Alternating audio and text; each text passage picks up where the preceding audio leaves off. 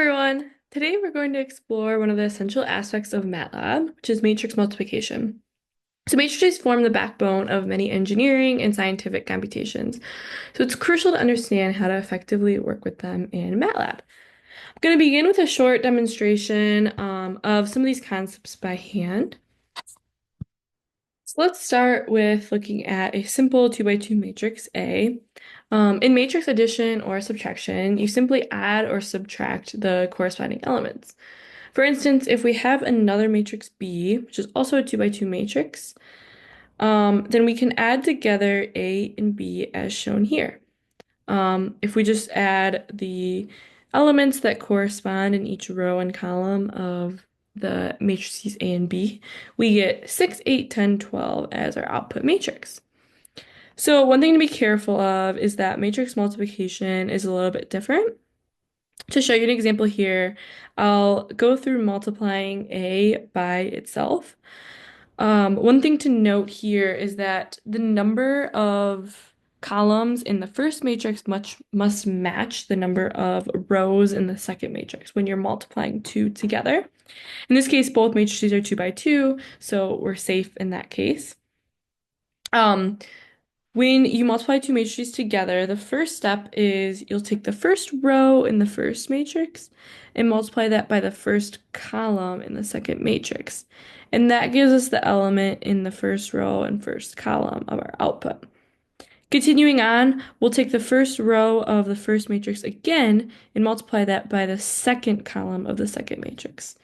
That's where we get this element shown here. Once you've completed the first row of the first matrix, we'll move on to the second row of that first matrix, and again multiply it by the first column of the second matrix, and then the second row of the first matrix again by the second column of the second matrix, and that gives us our very last element shown here. When we complete the computations here, we achieve this output. So if we just do element-wise multiplication, this will make a little bit more sense once we go through the example in MATLAB. But element-wise multiplication is more similar to what we did with addition, where we're just multiplying together the corresponding elements. So this is a little bit easier. If we just multiply these two together, we get this matrix as an output.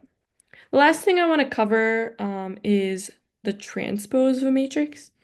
Taking the transpose of a matrix essentially just means flipping it over its diagonal, or in other words, turning the rows into columns. So the transpose of matrix A is just what's shown here, 1, 3, 2, 4.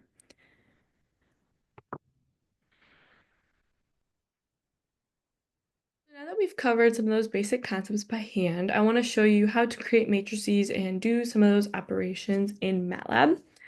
I've created a short script here just to provide a couple of examples. So the first thing we're going to do is we're going to create the same matrix A that we had before. When you're creating a matrix, you put it in the square brackets and you use commas to separate elements between columns and then semicolons to separate rows in your matrix. So if I go ahead and run this section, we'll see that we've created a new matrix A. And in the next section, we'll create our matrix B and then add matrices A and B together. As you can see, when we add those together, we get this output matrix, which is the same result as we achieved by hand. So moving on to the example we did with matrix multiplication, we multiplied A by itself. If I go ahead and run that in MATLAB, we also get the same answer. And then moving on to element-wise multiplication, when you do that, you're going to want to use this dot operator before the star to do element-wise multiplication between A and B. If I run that section, we also get the same result as we got before. And then we can also transpose a matrix by adding an apostrophe after it, like shown here. So if we take the transpose of matrix A, we can see that the rows and columns are now flipped in that output matrix F. And then Lastly, I just want to show you how to reshape a matrix because sometimes when you're doing these different matrix operations, as they get a little bit more complicated, they may not necessarily always be the right dimension. So in that case, reshaping your matrix might be really useful.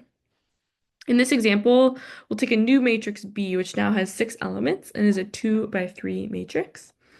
And if we call this reshape function on matrix B, we can specify the second and third arguments as the number of rows and number of columns that we want in our output matrix, respectively. So if I call that here on B, C will now be a 3 by 2 matrix rather than a 2 by 3. And if I output what we get in C when we run this section, we can see that now C is a 3 by 2 matrix, which has the same elements as B. One thing to note is that though the number of rows and number of columns can be different, the total number of elements in your input and output matrix that you call with this reshape function must be the same or else. So to summarize, we've learned how to create and manipulate matrices in MATLAB, including some basic operations like addition, multiplication, and transposition. So these skills are all vital as matrices are fundamental to plotting, simulations, and solving equations in MATLAB. Thank you so much for watching. Feel free to explore more matrix functions in MATLAB, and happy coding!